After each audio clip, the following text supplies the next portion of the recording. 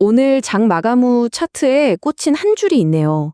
뭐랄까 그동안 정말 팽팽했던 시장이 마침내 후 하고 깊은 한숨을 내쉬는 것 같았어요. 마치 큰 폭풍이 지나가고 나서 아, 살았다 하는 그런 안도감 같은 거요. 근데요, 제가 20년 동안 이 시장에서 뼈저리게 느낀 게 하나 있는데 바로 이런 가장 큰 환호 뒤에 종종 가장 날카로운 현실이 숨어 있다는 겁니다.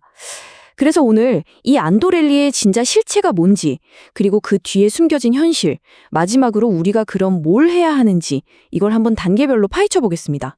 바로 이겁니다. 결론적으로 이건 끝난 게 아니다.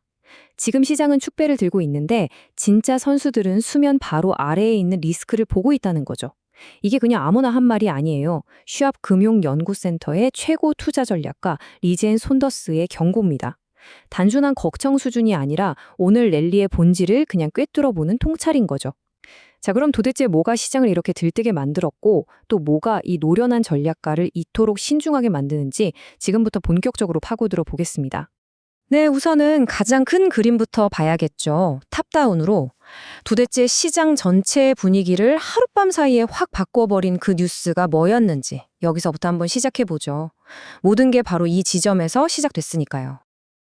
숫자가 그냥 보여주네요. 이건 그냥 랠리가 아니라 폭발적인 랠리였죠. 다우, S&P 500, 나스닥 하나 빠짐없이 주요 지수들이 전부 2.5% 넘게 급등했습니다. 이게 CME 4월 8일 종가 기준인데요. 말 그대로 단 하루 만에 그 지긋지긋했던 중동발 지정학적 리스크가 시장 가격에서 그냥 싹 사라져버린 겁니다. 특정 종목만 오른 게 아니에요. 시장 전체가 이제 살았다고 외친 거죠. 그러면 그 안도감의 진짜 심장, 그 진원치가 어디였을까요? 바로 이 숫자입니다. 마이너스 17.7%.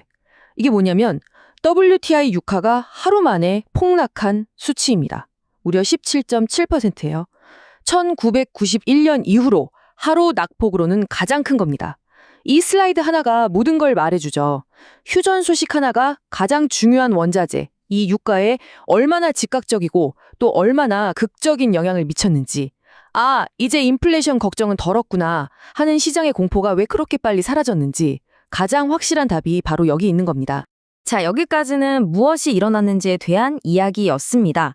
근데 정말 중요한 질문은 이제부터죠. 왜 이렇게까지 격렬하게 올랐을까? 단순히 지정학적 리스크가 좀 없어졌다고 이렇게까지 오르는 게 맞나? 아니었습니다. 그 이면에는요, 시장의 기술적인 현상이 아주 강력한 로켓 연료 역할을 했습니다. 그 연료가 바로 숏 스퀴즈라는 겁니다. 들어보셨죠? 아주 간단히 말하면 이런 거예요. 주가가 떨어질 거라고 예상하고 주식을 빌려서 미리 팔아놓은 사람들이 있어요. 공매도 세력이죠. 근데 갑자기 예상과 다르게 주가가 미친 듯이 오르는 거예요. 그럼 이 사람들은 어떻게 될까요? 손실이 눈덩이처럼 불어나니까 더 큰 손해를 막기 위해서 울며 겨자 먹기로 자기가 팔았던 주식을 다시 사들여야 합니다. 근데 너도 나도 살려고 하니까 주가는 더 오르겠죠? 예, 맞습니다. 불난 집에 기름을 붓는 격이죠. 이 슬라이드가 그 과정을 아주 잘 보여주고 있습니다. 자, 한번 시나리오를 그려보세요. 첫째, 헤지펀드들이 전쟁이 더 심해질 거라는데 어마어마한 돈을 걸었습니다. 즉, 숏 포지션을 잔뜩 쌓아놓은 거죠. 어느 정도였냐면 순수하게 하락에 베팅한 돈이 상승에 베팅한 돈의 7.6배. 13년 만에 최고치였습니다. 시장이 한쪽으로 완전히 기울어져 있었다는 뜻이에요. 그런데 바로 그때 아무도 예상 못한 이주 휴전이라는 방아쇠가 탕 하고 당겨진 겁니다. 결과는요, 아비규환이었죠.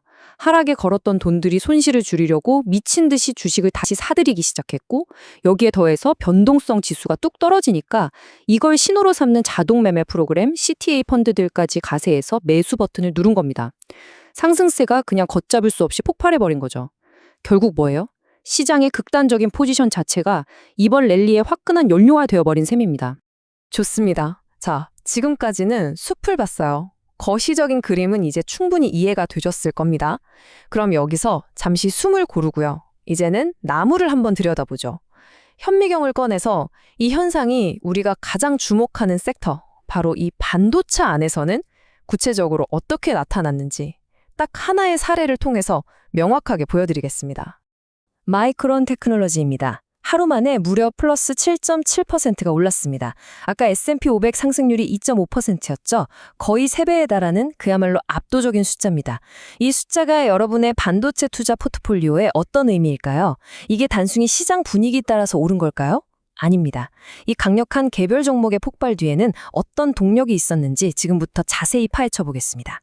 이 표를 한번 보세요. 월가의 분위기가 어떻게 바뀌었는지 그냥 한눈에 딱 들어오죠. UBS, 키코, 서스퀘아나 같은 주요 증권사들이 약속이나 한 듯이 마이크론의 목표 주가를 확 올려버렸습니다. 이게 단순히 분위기 좋네 하고 따라가는 게 아니에요. 이 회사에 대한 전망 자체를 근본적으로 다시 뜯어보고 있다는 아주 강력한 신호입니다. 근데 여기서 정말 재미있는 포인트가 나옵니다. 이번 휴전이 분명 기폭제, 그러니까 불꽃 역할을 한 건 맞아요. 하지만 마이크론의 랠리는 사실 훨씬 더 단단한 펀더멘털, 즉 장작 더미 위에 서 있었다는 겁니다. 그 장작이 뭐냐? 바로 AI 붐이죠. 요즘 데이터 센터에 들어가는 고대역폭 메모리, HBM 수요는 말 그대로 하늘을 찌르고 있잖아요. 근데 공급은 부족하니까 가격 결정권까지 쥐게 된 겁니다. 여기에 대만에 새로 공장을 짓는다는 장기 성장 계획까지 딱 맞물려 있었던 거죠. 그러니까 휴전 소식은 이미 잘 쌓여있던 장작 더미에 불을 확 붙여버린 격이었습니다. 자, 지금까지 랠리가 왜 일어났는지 그 배경과 동력은 충분히 살펴봤습니다. 이제부터가 진짜 중요합니다. 시장의 그 뜨거웠던 흥분이 조금 가라앉고 난 뒤에 우리가 차가운 머리로 직시해야 할 현실은 뭔지, 그리고 앞으로 어떤 전략을 세워야 하는지 이제 그 이야기를 해보겠습니다. 지금부터는 훨씬 더 신중하고 미래를 내다보는 관점이 필요합니다. 바로 이 질문입니다. 랠리는 왔어요. 기분 좋죠? 하지만 리스크도 정말 사라졌을까요? 모든 전략적인 투자자라면 지금 바로 스스로에게 이 질문을 던져야 합니다. 이 랠리의 온기를 즐기는 건 좋지만 그 이불 밑에 숨겨진 얼음장 같은 리스크는 뭔지 냉철하게 판단해야 할 때입니다. 이 슬라이드가 시장의 생각과 현실의 시계가 얼마나 다른지를 아주 극명하게 보여줍니다. 보세요. 휴전, 그거 딱 2주짜리입니다. 그리고 당장 페르시아만에는 800척의 컨테이너선이 아직도 꼼짝 못하고 갇혀 있어요. 제가 실제 공급망을 다뤄봐서 아는데 이런 물류 병목 현상은요, 숫자로 보는 것보다 훨씬 더 지독합니다.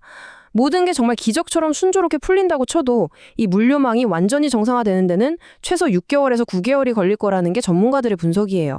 시장은 단 하루 만에 리스크를 지워버렸지만 현실의 시계는 보시다시피 훨씬 더 더디게 움직이고 있습니다. 자, 그럼 이제 가장 중요한 파트입니다. 이 불확실성 속에서 도대체 우리는 뭘 어떻게 해야 할까요?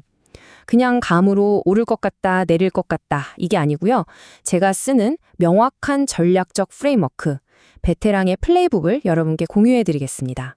미래를 예측하려는 시도는 어리석은 짓이죠. 하지만 대비는 할 수 있습니다. 앞으로 우리 앞에 펼쳐질 가장 유력한 길은 딱 2가지입니다. 첫째, 휴전이 잘 유지되는 강세 시나리오. 둘째, 다시 갈등이 터지는 약세 시나리오. 우리는 이 2갈래 길 모두를 머릿속에 그려놓고 대응 전략을 짜야만 합니다. 그리고 이게 바로 저의 구체적인 3단계 대응 계획입니다. 아주 간단하고 명료해요. 첫째, 포지션 사이즈를 관리합니다. 예를 들어서 반도체 섹터가 아무리 좋아 보여도 제 전체 포트폴리오의 35%는 넘기지 않도록 딱 선을 그어놓는 거죠. 과도한 집중을 피하는 겁니다. 둘째, 명확한 트리거, 즉 방아쇠를 미리 정해놓습니다. 가령 협상이 완전히 깨진다거나 WTI 유가가 배럴당 105달러를 넘어선다. 이런 구체적인 조건이요. 이게 바로 제가 행동에 나서는 신호입니다. 마지막 셋째, 그 방아쇠가 당겨졌을 때 뭘 할지 미리 시나리오를 짜놓습니다. 신호가 딱 감지되면 망설일 필요 없어요. 사전에 정해둔 대로 경기민감주 비중을 10%에서 15% 정도 바로 덜어내는 겁니다. 이게 바로 감정에 휘둘리는 패닉셀링이 아니라 계획에 따른 전략적 대응이라는 거죠.